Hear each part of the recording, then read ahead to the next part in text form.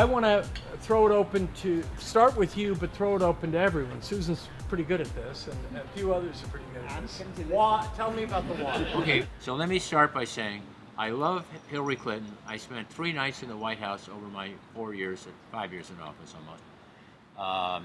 And 2 of them were stayed up late at night talking about her political career. That having been said, it was all in for her, and I believed she would win. That having been said, I knew for a long time, and Josh can tell you, Josh actually picked Trump to win, even though he did Hillary's advance out here. And I predicted Trump to win in the primary in December of 2015. Why? Because I understood that Trump had convinced people that if you were in public office, which used to be a precondition to get elected to a higher office, you were not part of the solution, you were part of the problem. And then figuring that he couldn't beat Hillary, but he just dispatched her as part of the problem as well. I'll get back to that in a second. So this guy is a master at misdirection, and he also, by the way, remember when in early of 2015, he says to a reporter, you know, I like Ted Cruz and we support one another. That's when they're getting along. But everywhere I go, people tell me, which is a code word for this is what he thinks. People tell me, how can Ted Cruz become president? Wasn't he born in Canada? Yeah. For 3.5 weeks, the only way Jeb Bush or Marco Rubio can get any airtime at all is to talk about Ted Cruz's potential legal challenges because he was born in Canada. And all we hear from is Larry Tribe, the constitutional officer, scholar from Harvard, and all these other scholars opining. Well, it's actually a very close question because the Constitution does permit you to be a naturalized citizen if you run for the Senate or Congress, but then it says you must be a natural-born American to be the chief executive, and that has never been litigated, so we have no idea what would happen. It was a fascinating discussion. He did it for one reason.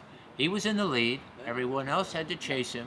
That means they had to attack him, and for 4 weeks, he got 4 weeks to do whatever he wanted because everyone else had to comment on Ted Cruz whether or not he was viable. And I could give you 1,000 other examples. So he's a master at sending the media down a whatever kind of rat hole. Because he would. And remember when he commented on the Judge Coriel, I think out here, you know, born in Indiana, Mexican American heritage, but appointed federal judge. He says this judge cannot rule fairly on the Trump case, deciding whether or not Trump, who says he's leads you to believe he's going to educate you on the ins and outs of real estate and charge you 35 grand. You paid the 35 grand, you never saw Trump. So he's figuring out in his mind, hey, this could be an indictable offense. I could be charged with a crime. So I got to get people to talk about something else. So he says, well, this judge can't be fair because he's born of Mexican heritage. Of course, everyone sees this as the epitome of the American dream. You know, you have Mexican American parents, and here you rise to the heights of the judiciary.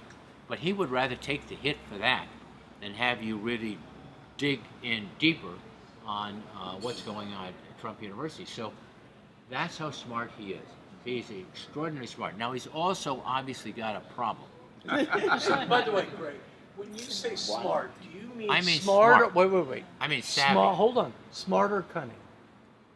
You know, I don't know if I use the word cunning. I think media savvy.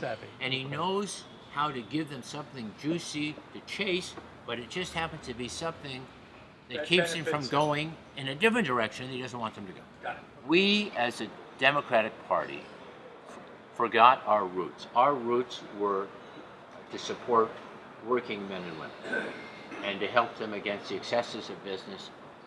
That was our roots, and we didn't even mention that. So Hillary, for all of her skills, and if you met her, you would love her as a person, and I think she would have been a great president, but she's admittedly not a very good candidate. So when she didn't go to Wisconsin, she only went 3 days to Michigan.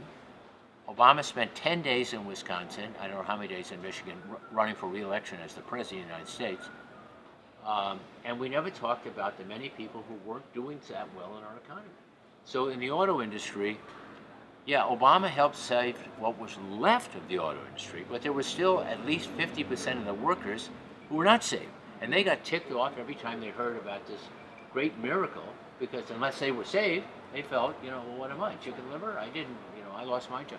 So we didn't understand the depths of the anger and frustration of people who were left out or who lost their work through automation, innovation, trade deals, a host of other reasons.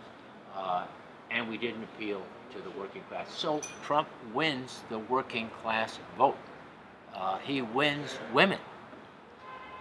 That can't happen without making some mistakes. Last point, if you're going to tell people they can't go in the coal business anymore, you had better acknowledge their contribution to our economy. And I would say this, you have gone down in coal mines for 100 years and powered our economy. You've inhaled this terrible air. You are American heroes. We could not have made it this far without you. Now, however, we have other ways to power our economy, but getting you a better job or getting you a job you feel good about is the most important thing on my agenda. It is job number one for me. We can help with clean coal, but that's going to continue to shrink, but we can find you a job if you're willing to go through retraining. And our job is not retrain you, is to retrain you and get you a job. And I told her privately, put Bill Clinton on that. So if we'd have done that, I think we would have carried Pennsylvania. We certainly would have lost Western Virginia 85 to 15. But saying by mistake, I'm sure it was purposeful, there'll be no more coal jobs, you lose West Virginia 85 to 15. So you got to be, our roots make us, and legitimately we should be focusing on working Americans, and we have to be grateful for people who did a job that is no longer needed because of changes in the economy. Because when you lose a job in America, you lose your identity. After they ask your name, they ask you, what do you do? My favorite rabbi, I'm a good Catholic, my favorite rabbi, who I've been with 35 years at High Holiday, says, happiness is something to do, someone to love, and something to look forward to, and then he says, in that order.